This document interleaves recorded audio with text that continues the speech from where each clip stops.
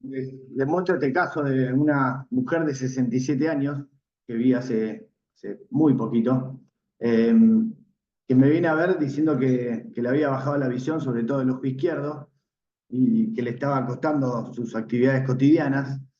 eh, y viene diciéndome que tenía antecedentes de que en su familia tenían familiares con problemas en la córnea.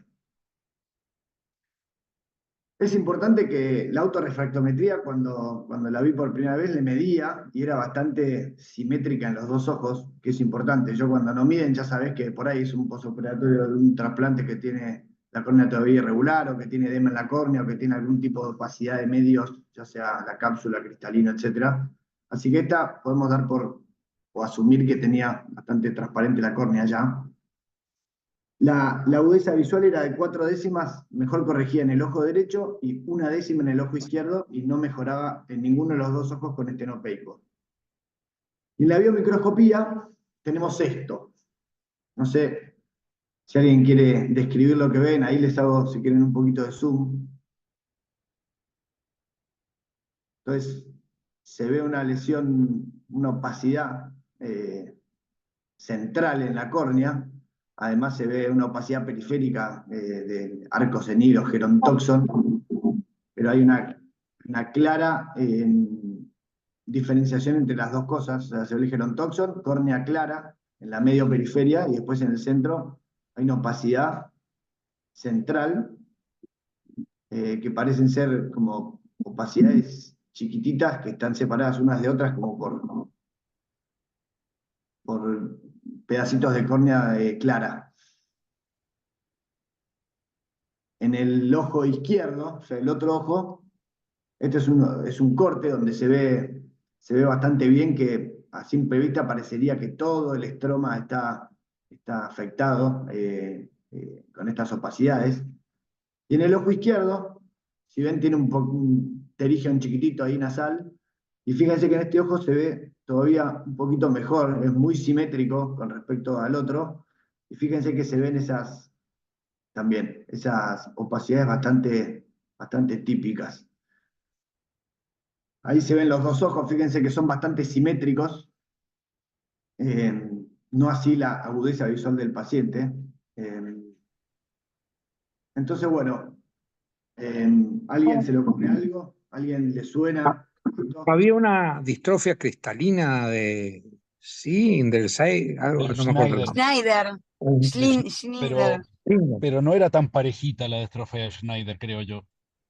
Bueno, sí, la distrofia no sé si es Schneider, no tengo ni idea. Schneider. No, es más superficial es distinta. Es distinta. Bien, Pato, no te hago una sabía. consulta. Sí. ¿Con una distrofia corneal el estenopeico igual debería mejorar o no? ¿Cómo Sí, es? en un montón sí. Yo, de hecho, me acuerdo que, mira, justo que está Arturo, hace poco, hace como un año me mostró una paciente que tiene una distrofia granulosa, que no es tan común, y que son como opacidades bastante, porque parecen como rocas. Y en el Claro. medio, esta paciente veía, creo que 7 décimas, y tenía unas opacidades tremendas, pero miraba a través, miraba como a Claro. través de los lugares donde la córnea está transparente. Así que sí, muchas veces mejora. Este no era el caso. Entonces, un poco, mira, hablando de Arturo, yo este pajarito ya lo vi, y creo que muchos de ustedes también. Me consta que muchos de ustedes también. Así que a nadie se le ocurre el nombre. ¿De la distrofia o el pájaro? El pájaro no, la distrofia. No, no sé si la macular tendrá algo que ver con esa. Bueno, entonces, no, es una Habría que distrofia. verlo más de cerca, con más aumento, Pato, para ver si se le ve cómo es la opacidad. La mostró bastante cerca. No, bueno, pues yo porque la vi, te digo. Ah, para mí que es la Este, distrofia de François. Así es, así es. Bueno, ahí está esta distrofia de François, o Central Cloudy Dystrophy of François, también es medio indistinguible de lo que es el Sjagrin posterior, que el crocodile Sjagrin en general se ve también en la parte periférica de la córnea, lo describieron, no sé si Thiel, no me acuerdo quién lo describió, pero tiene el mismo aspecto. Se ve como si fueran mosaiquitos en el estroma, y cuando es central es indistinguible de la distrofia de François. Y de hecho se cree que es la misma entidad, pero cuando la describieron al principio había pedigrees de familias que lo tenían, entonces no se sabe bien si son lo mismo o no.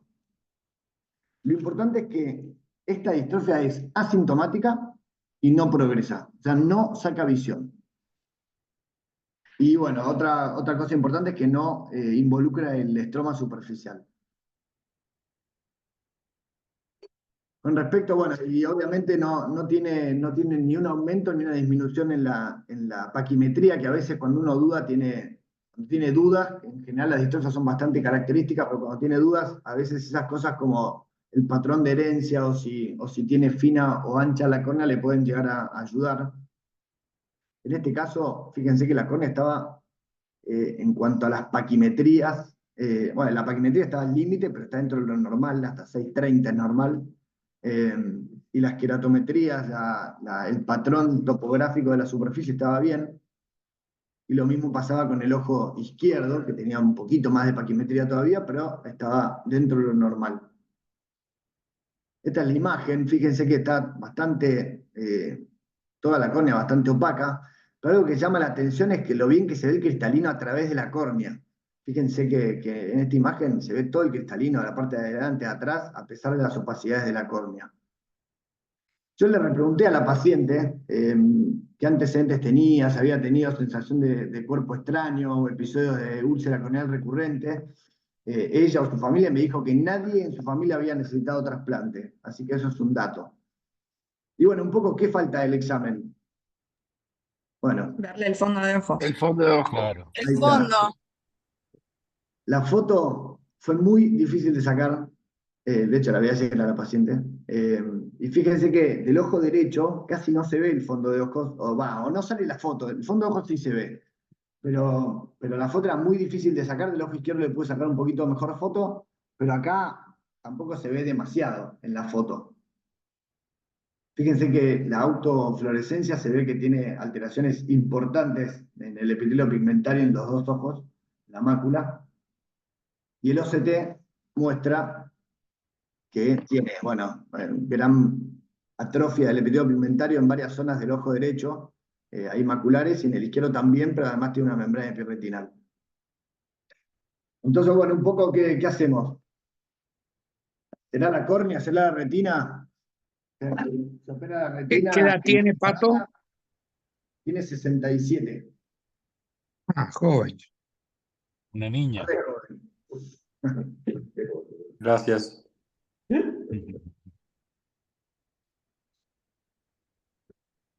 No, si vos decís que esa distrofia no les quita visión y la visión es Bueno, mala, es para pensar que el tema es de la mácula. Por otro lado, esa maculopatía no creo que sea la membrana, el problema es una maculopatía seca. bueno, sí, tiene un poco las dos cosas. La paciente también dice que la visión le empeoró del ojo izquierdo, pero no tiene un momento puntual. ¿En cuánto dijiste que estaba el ojo izquierdo de visión Una comparado décima. con el otro? Ah, una. ¿Y el otro? 4, bueno, y esa asimetría, Sí. la córnea no la explica. O sea, No. la córnea están bastante parejitas las dos, los cristalinos lo mismo, que no los mostré, pero están bastante parejos también. Entonces uno tiene que pensar que esa asimetría no es de la córnea. Sí. Lo malo es que la elipsoide también es medio asimétrica ahí, Sí, pero Además, comparando la zona de sombra que genera la atrofia retinal, en el ojo derecho se ve bastante respetada la fobia, y en el ojo izquierdo está más afectada. De cualquier forma, es verdad que la sí, membrana retinal genera alteración. Pero bueno, acá es básicamente determinar si operar o no, sí. teniendo en cuenta que tiene la atrofia y además tiene la membrana. y algo Sí. llamativo. Una pregunta técnica. Algo llamativo, Vos- espera, dame un segundito, Pablo. Algo sí, llamativo también que me llamó la atención es lo bien que se ve el OCT. Para la opacidad que tiene la córnea, fíjense que se ve con bastante detalle. Si uno tuviese una opacidad, digamos, una opacidad muy grande, no te deja pasar la luz y no se ve bien el OCT. si hay un edema en la córnea, a veces podés hacer un OCT y se ve algo del perfil de la mácula, pero no se ve, acá se ve bastante detalle, me pareció. Claramente la córnea no es culpable. ¿Vías a decir algo, Pablo? No, estaba pensando si en la mácula técnicamente se podrá hacer un peeling con esa córnea. Esa es mi pregunta en una cirugía. No, nunca he operado una distrofia o algo detrás de esa distrofia. Me estaba pensando en eso. Ayer Yo Una creo, PTK. yo creo que cuando vos estás iluminando por dentro, no iluminás la córnea, se ve bastante bien. Al menos los pocos casos que yo he operado de eso se ve bastante bien, pese a la opacidad de la córnea, porque no la estás iluminando. En cambio, si lo iluminás de adelante, capaz que es más difícil hacer una faco que hacer un peeling. Sí, eso estoy totalmente de acuerdo y de hecho muchas veces en muchos lugares vi que médicos cirujanos de segmento anterior cuando tienen opacidades grandes en la córnea y tienen que mirar, tienen que operar una catarata o hacer alguna maniobra en campo anterior, muchas veces se ayudan con una endoluz, igual que en la Claro. vitrectomía, así que eso es así. Y de hecho la foto salió mal por el flash. Claro. Pero le traté de bajar el flash cuanto menos flash, mejor salía la foto, aunque bueno, para mí es un tema más técnico de la foto que la realidad de lo que se veía cuando veías el fondo de ojos, se veía bastante mejor. Bueno, entonces, ¿qué opinan? ¿Hay que operarla o no? De la córnea yo no le haría nada, pero bueno, me Y parece que si la operás va a ser con una advertencia de que no sabes si va a recuperar o no. Pero el hecho, bueno, tiene un edema macular cistoideo, eh, claramente hay una simetría con el otro ojo, justo es el ojo peor, pero por el otro lado, como la elipsoide también está bastante fea, si la operás, que es válido, es con la advertencia que no sabes cuánto va a recuperar. bueno, sí, pasó a otro médico. Así será. Bueno, perfecto. Bueno, y ahora les quiero mostrar este caso de una mujer de 31 años que 8 meses atrás había sido operada de un pterygium con autoinjerto de conjuntiva, una técnica que no la vi, pero bueno, por lo que me ha dicho, había andado todo bien. No tenía antecedentes de relevancia. TOUESA visual sin corrección era de 9 décimas en el ojo operado y 10 décimas en el otro ojo. Y en la biomicroscopía tenía esta lesión. ¿Qué les parece? ¿Qué les parece que es? No le hicieron biopsia, ¿no? De lo de la pterygium. No creo, no. ¿Y hay algún antecedente que eso esté creciendo ahora último? Sí, le creció en los últimos 8 meses después del pterygium. De hecho, le había crecido más o Claro. menos los últimos 2 meses antes de que yo la viera. Eso Pues, por lo que cuenta, no me consta, pero por lo que me dijo, le creció un poco. claro. Porque el aspecto así, visto en Parece, la foto y nada más, da mala impresión de cicatrizal. Pero si está creciendo, la operaron y qué sé yo, es para pensar que puede haber un riesgo importante. Bueno, y parece algo con calcio, ¿no? Pero le haría el OCT de conjuntiva. No sé cómo se ve, pero a ustedes les gusta hacer el OCT de conjuntiva para El distinguir. OCT, sí, el no sé. OCT puede ayudar bastante ahí. En la conjuntiva le hacen el OCT anterior, Claro. que Nos ven cómo encanta. están. Sí, exactamente. Entonces, bueno, un poco era si era una reciba un pterygium, dentro de los 6, 8 meses, lo más normal es que la reciba se dé a los pocos meses. Otra cosa, Que sea Pau, un, vos un dices, queloide, podría ser. Sí, parece un queloide. Parece que lo oído. bueno, entonces vamos a hacerle un OCT. Y ahí se ve Ah, bien el OCT. Yo la verdad que queloide. me pareció que puede ser un queloide, la diferencia, o un nódulo de Salzman también, eh, que son lesiones que se dan justamente digamos, las lesiones suelen estar a nivel de la Bowman, suelen respetar el epitelio, que acá se ve bien, el epitelio por encima tiene un espesor normal y un aspecto bastante normal también. Eh, la verdad que por OCT no sé si es muy distinguible un queloide de un Salzman, porque son un poco lo mismo, son como... Sí, tampoco te cambia mucho, ¿no? sí, tampoco cambia mucho. Eh, Bueno, esto es un poco varios cortes que muestra eso, que se ve bien esta lesión ahí a nivel de la Bowman, que respeta el epitelio y que se ve bien la córnea normal debajo. Así que bueno, es una posibilidad que sea un Salzman. Esto es un review de 2006. Casi el 90% de los pacientes eran mujeres, 2/3 de las veces era una afectación bilateral. Está asociada, 1/3 de los pacientes usan lente de contacto, está asociada bastante a disfunción de glándulas de meibomio, pero la causa más común es idiopática y suele estar asociado a causas de inflamación de la superficie ocular o trauma leve crónico de la superficie ocular y tienen buen pronóstico.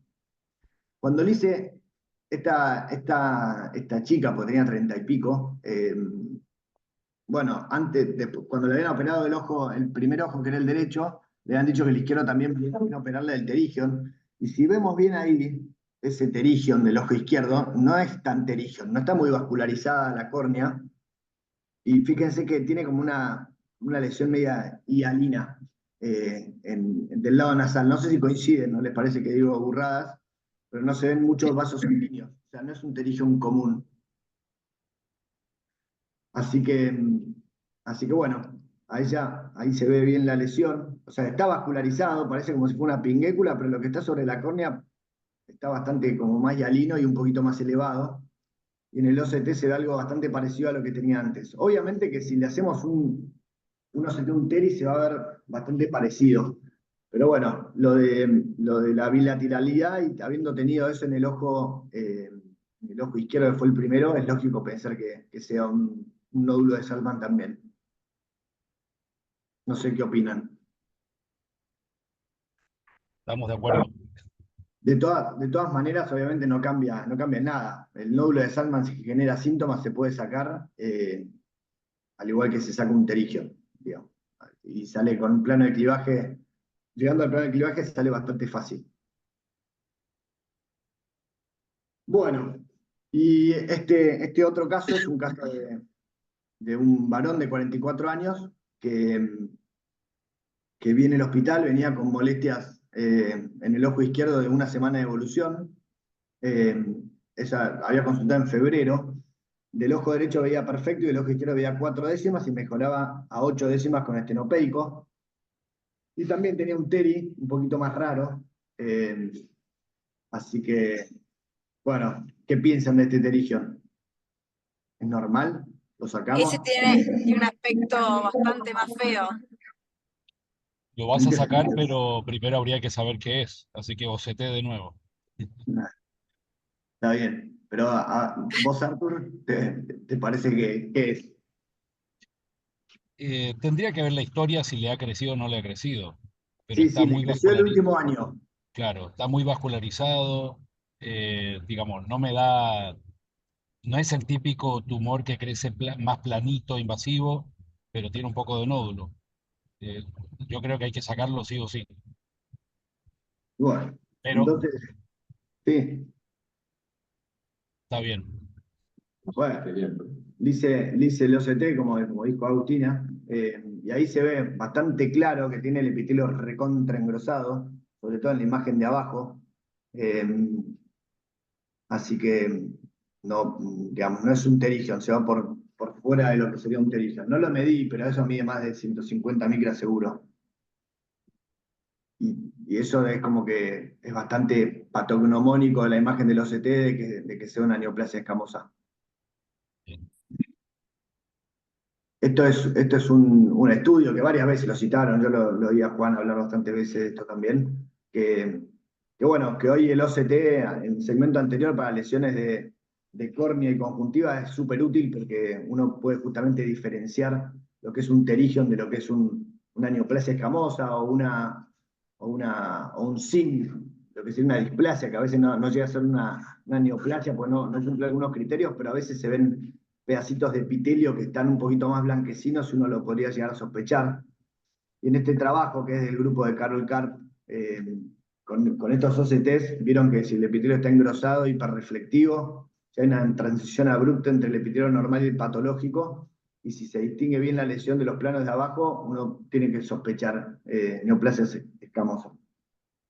y que el OCT es sensible y específico, o sea que si se cumplen esas cosas es bastante probable que estemos acertados en el diagnóstico. Y un poco el tema también es si en estos casos vale la pena sacarlos. Obviamente es fácil de sacar ese terigion, o si directamente le hacen el tratamiento. Tratamiento con interferón, mitomicina o la gota que les guste. Necesitaría Creo biopsia que, para creo que hoy, por lo menos nosotros hoy en día, creo que le pondríamos siempre primero interferón para ver la reacción. Y pensando en que es muy posible que haya que sacarlo por la forma que tiene, por el aspecto nodular, pero creo que empezaría con interferón. Cuando son nodulares, responden bastante menos el interferón, eso sí. Sí, coincido. De hecho, le di interferón, después lo perdí, lo tengo que ir a buscar al paciente de vuelta. Pero sí, a mí me pareció que tenés muy poco que perder, porque además es barato, se tolera perfecto. Dije, bueno, le doy interferón y vemos después qué pasa. Así que no le hice una biopsia, me parece que el velocete es bastante es certero, justamente. Así que bueno, veremos cómo evoluciona. Y bueno, hay un poco, estos dos casos también son para, eh, bueno, que es importante que cuando saquemos Terigion, que es algo que hacemos casi todos, o hicimos en su momento, pues es algo, una de las cirugías que más se hace en la residencia también, que hay que mandarlos a analizar porque pueden pasar estas cosas. En el segundo caso era bastante evidente que tenía una lesión distinta al Terigion, pero a veces esas lesiones son muy chiquitas y no se ven y están en el Terigion, y si uno no los manda a analizar y después el Terigion anda mal, por ahí era por eso, y una vez que se sacó el Terigion, si tenía una neoplasia escamosa en la superficie, en alguno de los sectores, y la sacamos mal, después es un lío, pues cicatriza y es mucho más difícil de tratar. Entonces, por eso es importante que a todos los terigios nos mandemos a anatomía patológica. Bueno, eso es todo. Agustina. Buen día, deja de compartir, comparto. You cannot start. Necesito que deje de compartir, Pato. Ahí vamos. Ahora sí. Agus, con el fondo que tenés, Maggie se blurrea. Sí, no, Es ahora que hasta nos que no hable acomodamos. no me toca, no me van a ver. Ahí nos acomodamos. No quería que te tapara Maggie, por eso aviso. Arrancaré y ya voy a quedar yo blurreada. Ahí va. Bueno, buenos días a todos. Bienvenidos a este episodio de Glaucoma Wars, donde vamos a contarles un poquito cuando el postoperatorio nos ataca en esta especialidad tan hermosa que elegimos Todos los días. por amor al arte. Así que bienvenidos. Siéntense, ajustense los cinturones y disfruten. Bueno, queremos contarles que a veces una consulta que nos pasa muchísimo es que nosotros tenemos controles postquirúrgicos todo el tiempo, pero en alguna galaxia por ahí, los pacientes siguen las indicaciones que nosotros les damos cuando vienen después de la cirugía, y los controles uno cree que suceden con tranquilidad cuando el paciente sigue lo que uno le manda a hacer. Entonces, ahí está. Operamos una trave, la paciente deja el parche quieto, hace el reposo indicado, al día siguiente viene a la consulta y está un poquito con la midriasis por la atropina, tenemos una poca hiperemia por la divulsión conjuntival, pero sigue las indicaciones, hace el reposo, no se agacha, no levanta peso, no se toca el ojo, y a las 2 semanas ya sabemos que va a recuperar su visión y que la presión va a estar controlada, la ampolla formada, y vamos a poder empezar a hacer un tapering de la medicación antiinflamatoria.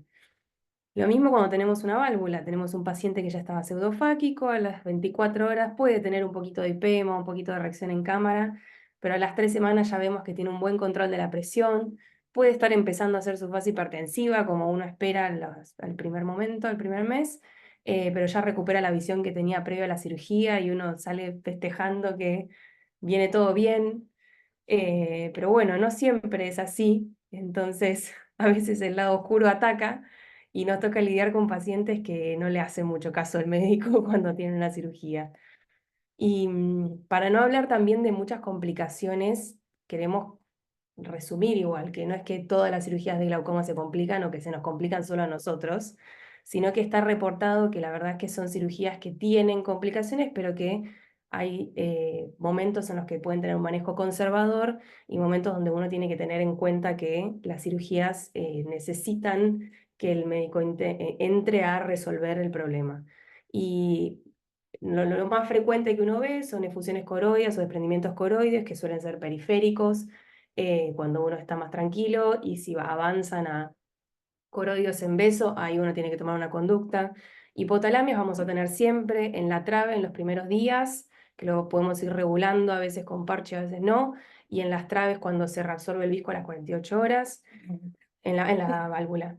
Y cuando tenemos IPEMAS también, piensen que la iridectomía puede sangrar, la entrada del tubo puede sangrar, y hay cosas menos frecuentes, como vamos a ver más adelante, que son los glaucomas malignos, que también se pueden desarrollar después de una cirugía filtrante. O sea que acá estamos resumiendo entre las más frecuentes y las más temidas, ¿no? De de las complicaciones de la cirugía de glaucoma, que todos sabemos que las hay y que todos sabemos que lo más importante es saber manejarlas. Y es saber, tratar de mantener la calma cuando aparecen, ¿no? Y ver cuándo hay que intervenir o cuándo hay que tomar una medida conservadora. Entonces, uno de los primeros casos que queremos presentar, a ver si tenemos suerte. Si no, acá. Mostrar de todos modos. Ahí. Está, no sé. Bueno, por ahí si ven la pantalla así. Claro.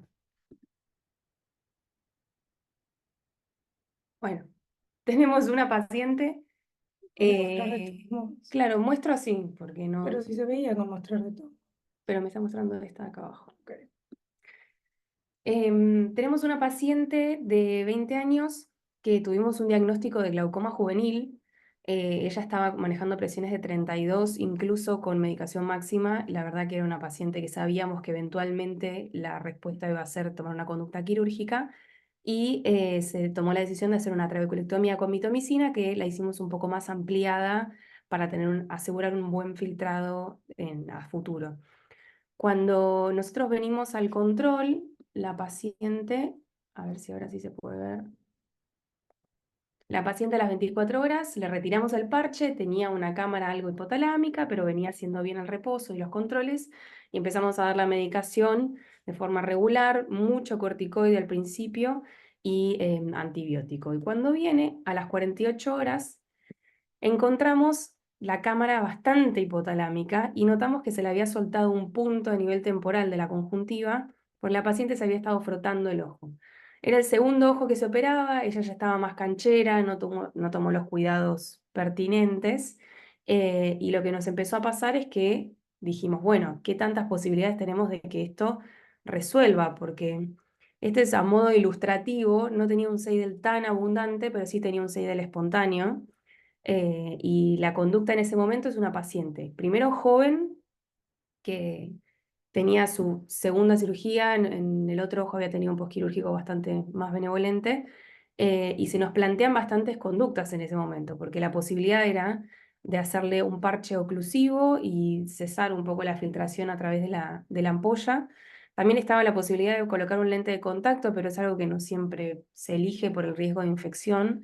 Y también estaba la posibilidad de entrar la quirófano de vuelta y volver a suturar ese punto que se había soltado. ¿Ustedes quieren decir qué harían si tienen este caso, un postoperatorio de 48 horas de trave, paciente joven, se le soltó un punto y tiene Seidel positivo y cámara muy disminuida? No está talámica, pero está muy hipotalámica. Yo lo que pienso es que, porque la experiencia me lo está demostrando, me pasó hace poquito algo parecido con una rotación de córnea que me perdí en el postoperatorio. Si te pierdes, la tenés que meter en quirófano, ya está. Si no vas a Claro, sufrir te iba a 5 preguntar. días viendo a ver si cierra, poniéndole un parche, la metes en quirófano, le pones un punto y chao, y tranquilidad, a mí. Que se te pierda, ¿qué Todo quiere depende si decir? tenés disponibilidad de quirófano o no. O sea, si tenés disponibilidad de quirófano, una cosa es si estás en un lugar donde no podés entrar a quirófano rápido, bueno, por ahí hay un parche, ¿no? Pero La si zona de podés entrar a Gaisa, quirófano, La doctora Gainza siempre tiene disponibilidad de quirófano. Lo consigo. Y pero por ahí está en el Depende. hospital de San Isidro, qué sé yo. No sé. Exacto. Y- Bueno, y- en este caso nosotros es verdad que cualquiera de las conductas puede ser adecuada. Nosotros optamos por ir por la medida conservadora y le pusimos un parche. Y la verdad es que anduvo bárbaro. También uno cuando pone parche, pues bueno, parche y paciencia, tal cual, uno también se está debatiendo con la necesidad de las gotas, ¿no? Que uno puede estar colocando por ahí y que también necesita la paciente, pero uno va haciendo ese fino equilibrio entre lo más necesario y lo más urgente. Entonces, optamos por ponerle un parche y la verdad es que anduvo muy, muy bien, ¿no? Lo tenemos por acá, al postoperatorio. Con el parche terminó de cerrar, de sellar esa, uno limita, digamos, ese continuo pasaje de humor acuoso, que es lo que genera que eso no cierre, en el momento en que uno lo limita y deja de pasar humor acuoso por la herida, bueno, termina por sellar, digamos, ¿no? Entonces, eventualmente, con esa medida conservadora, no hizo falta ir a quirófano, y dejó de tener Seidel y recuperó cámara la paciente. Y la verdad es que el postoperatorio después fue muy, muy bueno.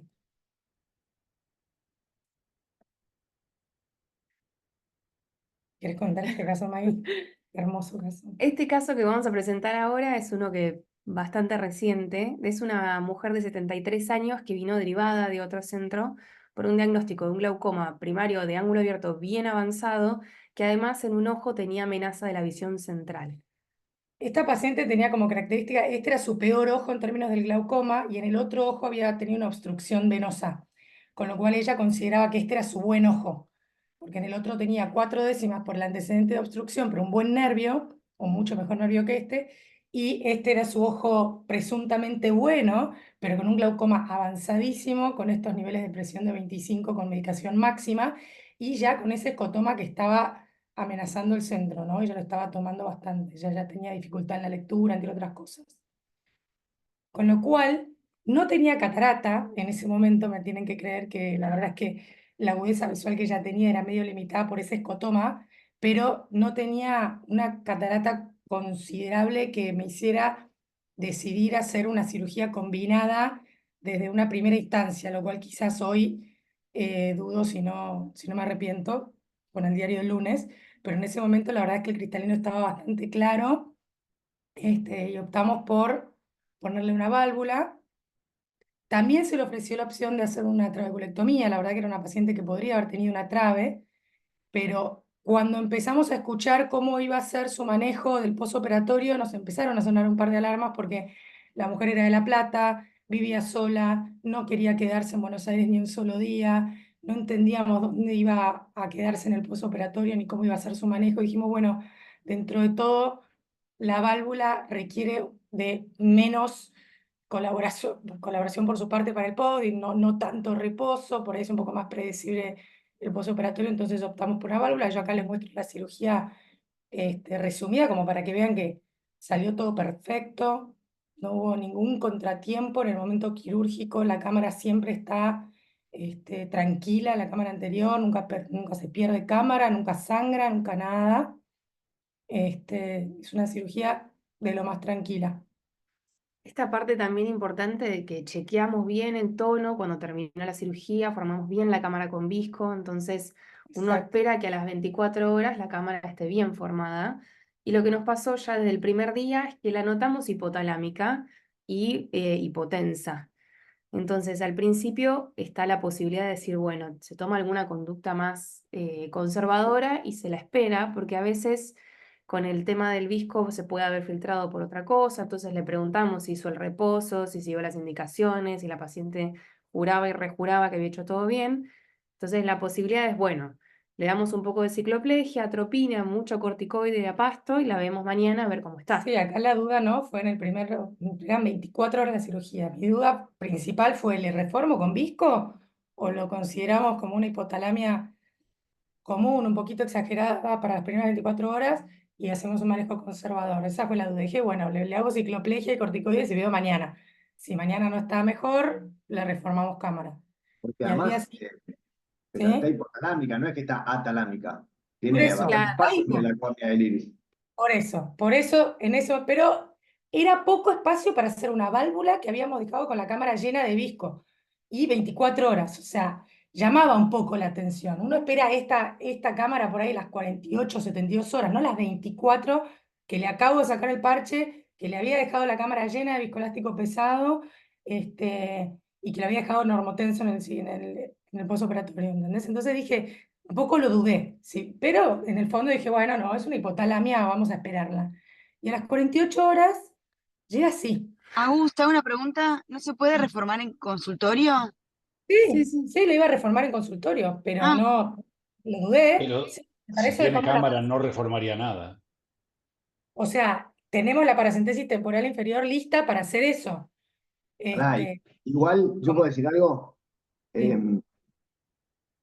Desde el punto de vista de la practicidad o de la facilidad de reformar la cámara, es mucho más fácil reformarla en el control de las 24 que en el de 48 cuando ya tenés el iris pegado a la paracentesis. Pero Que bueno, la ya idea está. es que No, la idea era que no llegara a pasar eso. Obvio, eso fue lo que pasó. Después cuando vino a las 48 con esto e intenté reformar la cámara, ya fue imposible. Tenía el iris totalmente obstruyéndome la entrada, y había una presión posterior que no me permitía poner visco ya a las 48 horas. Y ahí dije, esto no es normal. Es decir, intentamos reformar, entraba un aboncito minúsculo ahí en la zona de la entrada y después se me venía todo para afuera, y la presión empezaba a subir, ya no estaba en 2, estaba en 12. O sea, estaban 12, 14, la presión llamaba mucho, mucho la atención. Y entonces acá ustedes, ¿qué harían? ¿Qué harían? Ecografía sí, le hicimos, tenía ausencia de No coroides, tenía ningún no coroideo, tenía también. hemorragia coroidea, no nada. había nada no había nada en la eco que llamara la atención. Y llorar nomás. Sí, No, llorar. ¿no se Sí, puede porque formar un poquito con suero? Con BCS, tratar de formar un poquito la cámara para después meter el visco. no pude con visco porque voy a poner con BCS, venía todo para afuera. Venía Porque todo. por ahí sin entrar, como si fuera, viste, cuando hidratás los labios de la Faco, te metés bien como de costado. Considerando que la paciente era poco colaboradora, No sabes lo incluso que era no sabes lo que era la paciente en la lámpara. Ese es otro detalle. Apenas la sentamos cuando le puse viscoelástico, el grito que pegó y el cabezazo que me pegó, no te puedes imaginar lo que fue. Hizo con un espamento, pero que era imposible de manejar. Y yo dije, bueno, cuando veo ese cristalino que no estaba así antes, yo no sé qué hizo esta mujer, no sé qué pasó en estas 48 horas del postoperatorio. Ella me jura y me perjura una cosa y la hija dice otra que ahora nos vamos a enterar, pero en el fondo dijimos, esto no está nada bueno, esto no creo que resuelva de una manera conservadora, creo que acá hay que empezar a pensar en una conducta más agresiva. Veía ese cristalino entumecido en el anterior y decía, ese cristalino tiene que salir de ahí, porque no hay otra manera de que esto resuelva. Entonces la verdad es que la conducta fue sacar el cristalino, hacer una vitrectomía y hacer una iridosónulo y aloidectomía, es decir, comunicar ambas cámaras para evitar, o sea, la sospecha diagnóstica fue un glaucoma maligno, que suceda tan rápido y tan agresivamente, dijimos, esto es un glaucoma maligno, así que lo vamos a tratar como tal y vamos a hacer todo lo que hay que hacer para evitar que se perpetúe, porque si uno hace, ya está demostrado y está descrito que hacer solo una vitrectomía y una lensectomía muchas veces no es suficiente, o sea, uno parece que resuelve, pero con el tiempo el maligno vuelve, y se vuelve a generar este mecanismo. porque está escrito esperar, acetazolamida, manitol, ciclopléjico, Claro, que en el momento a veces regula, pero si uno le saca la atropina, se vuelve a perpetuar el mecanismo. Como que es esta rotación anterior o esta fusión del cuerpo ciliar que traba todo y hace un cierre secundario del ángulo.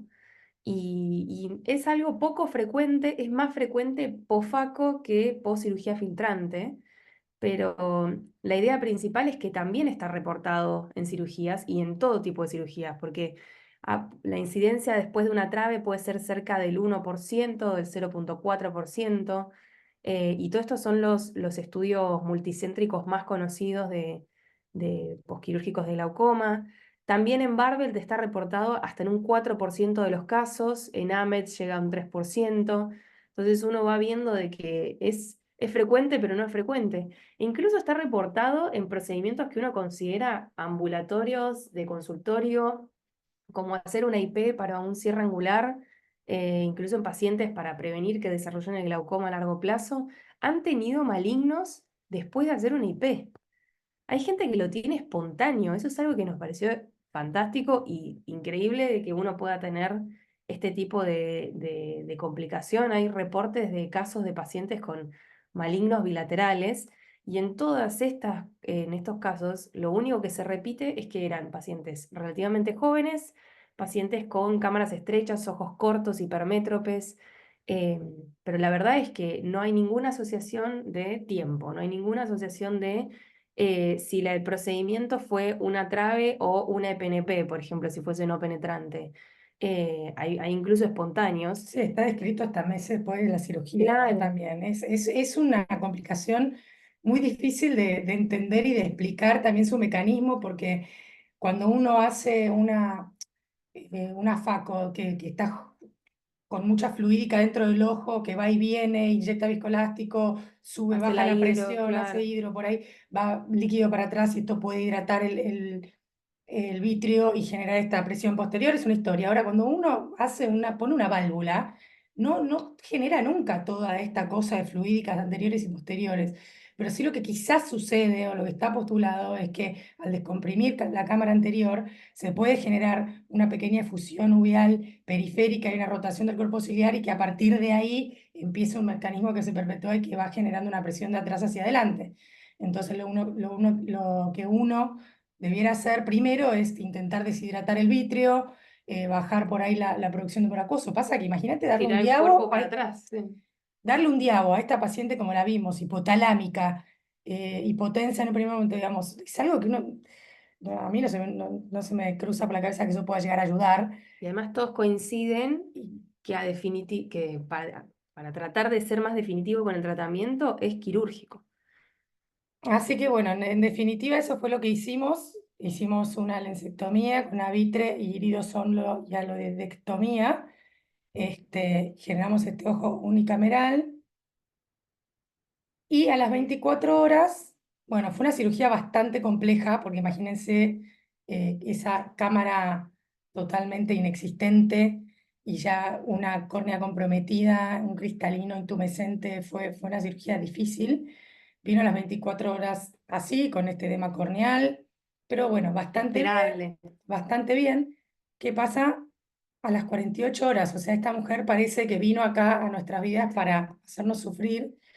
La mujer se cae por las escaleras, viene la hija en el postoperatorio y nos empieza a contar cosas que hasta el momento nadie nos había dicho, como que bueno, ella había pasado el postoperatorio sola, que tenía escaleras, que se había caído, que ella la había visto, que era acumuladora, que su casa Un tenía malas desastre. condiciones de higiene y de circulación y de no sé cuánto. La paciente, por supuesto, negaba todo, la hija nos miraba a los ojos y nos decía, tipo, casi nos pedía perdón. Después Pablo Cazón la vio a la paciente en el postoperatorio refregándose el ojo, que pensó que estaba refregándose el otro ojo, y cuando se acercó y la miró y era el ojo de la cirugía, dijo, se agarró la cabeza así porque él fue el que hizo esta segunda cirugía. Cuestión que vino con un IPEMA de un tercio de cámara a las 48 horas, ya tenía un poquitito de coroidios en la ecografía, coroidios que no nos preocupaban, eran periféricos, eran chiquitos, era la menor de nuestras preocupaciones, pero estaba viendo luz, o sea, tenía un hemovitrio terrible y esta sangre también en cámara anterior. Así que esta fue la mujer de nuestras pesadillas. Hay que hacer, digamos, hacer la FACO y después que con el vitrectomo haces una iridectomía y Sí, Claro. primero empezó a hacer un Bien. poco de vitrecto atrás, porque había formar espacio, ¿no? Con una formadora de cámara anterior y vitrectomía atrás, tras, tras. Después hizo la FACO y después hacia el final con el vitrectomo, Desde posterior. de atrás hacia adelante, te comes hialoides, zónula, iris. Se hizo inferior en este caso. Hola, Este, Agus. ahí está el Anatol. doctor Cazón. Doctor, ¿quiere contar un poco de este caso, dar su aporte? Un caso, un caso realmente tranquilo. No, Tranquilito. Pato, lo que hicimos fue colocar, como hacemos la facovisectomía, colocar una infusión primero y después, bueno, si hacemos la Vitrec directamente en este caso, colocamos los trócares y hacemos un poco de espacio, como decía Agus, y después de eso, sí, ya con un ojo menos tenso, colocas ahí el viscoelástico y empiezas a trabajar en el gábano anterior. Lo que me pareció muy particular en este caso, que lleva pocos días primero de operado de la colocación de válvula, y en segundo lugar, un ojo extremadamente congestivo. Prácticamente no le tomaban la anestesia, era una lucha realmente. Pero bueno, se logró hacer todo esto que comenta Agus, es hacer la vitrectomía y después con el vitrectomo directamente de atrás hacia adelante, zónula, cápsula, zónula y la iridectomía. Por eso yo creo que fue también un poco el lipema que se vio en las 24 horas, pero no era tanto. Ahora cuando nos contaron que se cae y viene con otro cuadro totalmente distinto, ya era otra cosa, ¿no? Y ahí comenzó otro seguimiento de esta paciente. Bueno, Agus, ahí podés Acá confirmar. empezamos a rezar, ¿no? Porque no entendíamos si íbamos a tener que entrar una tercera vez a lavar esa sangre, porque de vuelta la visión le había bajado a luz, acá dice bultos, pero era luz, y tenía mucha sangre por todas partes, ¿no? Entonces era, ¿qué vamos a hacer? Vamos a tener que entrar una tercera vez. Ella venía, por supuesto, como para agregarle al cuadro, viene con el hijo abogado también a la consulta, que también que ya estaba peleado con la otra hija, porque la hija le echaba la culpa a su madre y el hijo nos echa la culpa a nosotros, más o menos, porque entonces a veces venía como la dupla desconfiada, que era la madre con el hijo abogado, a hacernos 1.000.000 de preguntas, y otras veces la madre venía con la hija, que la hija nos pedía perdón a nosotros y nos decía perdón, pues mi mamá, yo sé que esto la conozco, sé cómo es, bla, bla, bla, bla, bla, así que todo eso siempre hay como cositas que se agregan en estos casos tan amigables. Así que por el momento decidimos esperar, paciencia, de vuelta, intentar no entrar de vuelta en ese ojo. Y la verdad es que al mes, gracias a Dios, ese ojo sigue en su lugar, recuperó 2 décimos, y el hemovitrio sigue en reabsorción. Todavía permanece un poco de Tyndall hemático y todavía, Dios quiera, haya un poquito más de posibilidad de mejoría. Con eso, con la capsulotomía, pero en otro momento. Pero bueno, así estamos. Por lo menos no hubo que reintervenir y con mucho diálogo con la paciente y mucho explicarle lo importante que es el manejo del posoperatorio y lo importante que es el reposo y lo importante que es, bueno, una serie de cosas, conseguimos un resultado bastante favorable considerando todo lo que pasamos, ¿no? Pablo, ¿querés Agus, opinar? también la conducta expectante se debió a que ecográficamente la íbamos siguiendo y Los veíamos que eco- esa hemorragia iba disminuyendo, los coroides también, entonces eso también nos hace Exacto, tomar esa conducta, por supuesto, ¿no? siempre con Que iba ecografía. evolucionando. Exacto, exacto, con mucho cuidado, tampoco apretar estos ojos, porque hay que tener muchísimo cuidado al hacerlo. Y una pregunta, Agus, ¿hay menos chance que le hubiera agarrado esto si le hacían la FACO junto con la trave? No lo sé, imposible saber, no Pero lo ¿hay sé. alguna estadística de eso? No. O sea, ¿tiene más incidencia en No hay fáquicos? estadística de esto porque el maligno, o sea, pasa cuando pasa, post faco, post trave, post válvula, digamos, si tiene que pasarte, te va a pasar, incluso con la faco a veces es más frecuente, pero quizás no, es imposible saber, o sea, quizás no me pasaba. Por la ahí verdad si que le no hacía sé. facoválvula, le echabas la culpa a la faco y no a la válvula, y ahora que pasó con una válvula decís, bueno, Sí, claramente. yo no sé si ella realmente qué hizo en ese posoperatorio, porque esto sucedió demasiado rápido. Entonces, yo un poco me queda, viste, dudar si ella no, verdaderamente no se estuvo manoseando o no, qué pasó ahí para que esto suceda tan rápido, pues llama la atención. Y si fue un tema de ella, hubiera pasado con cualquier cirugía, pero no lo sé. La verdad es que no lo sé, es imposible saber. Este, estoy pensando empezar a hacer medio ya de rutina, por ahí la combinada en pacientes ya más grandes de 70 años, que tienen todavía el cristalino, sacárselo, que lo hacemos un montón, la verdad no sería nada nuevo. Pero en este caso yo había optado por ir escalonado porque no me parecía que su cristalino estuviera contribuyendo para nada en su disminución visual. Y ya el último caso es tranquilito. Ah, no, acá tenemos la tradición de la ampolla. Está bien, la traición de la ampolla. Teníamos una paciente también, esta paciente muy, muy, muy especial, de 74 años, con un glaucoma. Son todas especiales.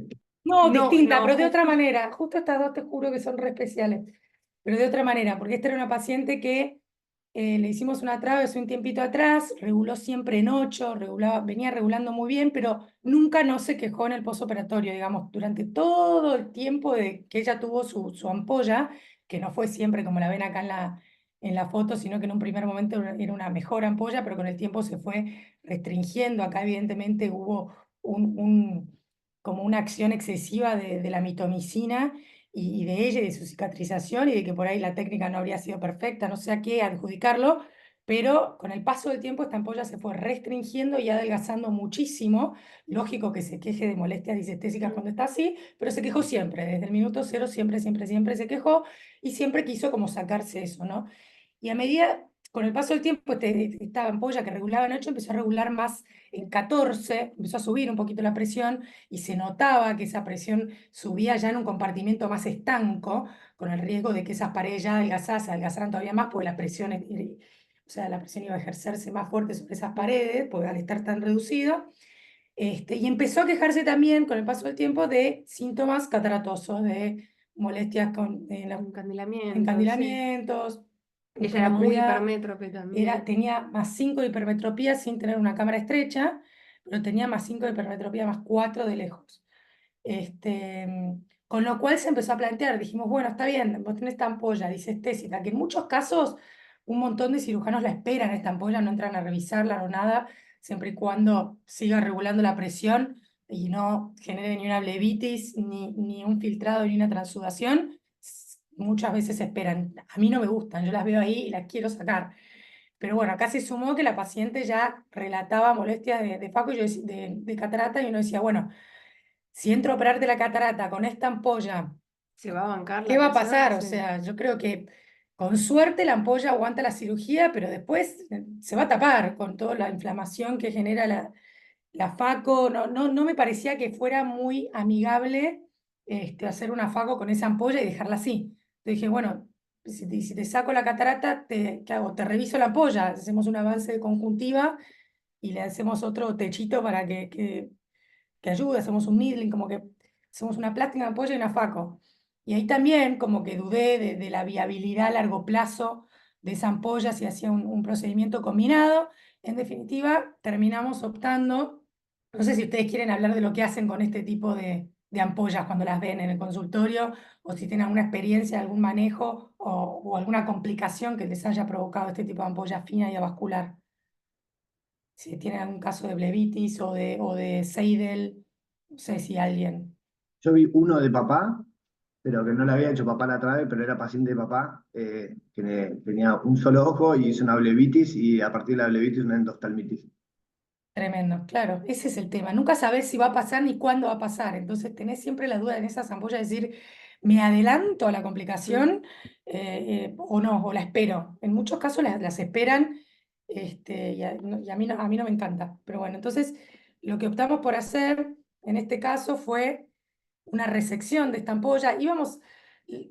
Pensábamos por ahí en darle la oportunidad de ver cómo la encontrábamos una vez que la destecháramos, cómo veíamos ese ostium, a ver si era revitalizable o no.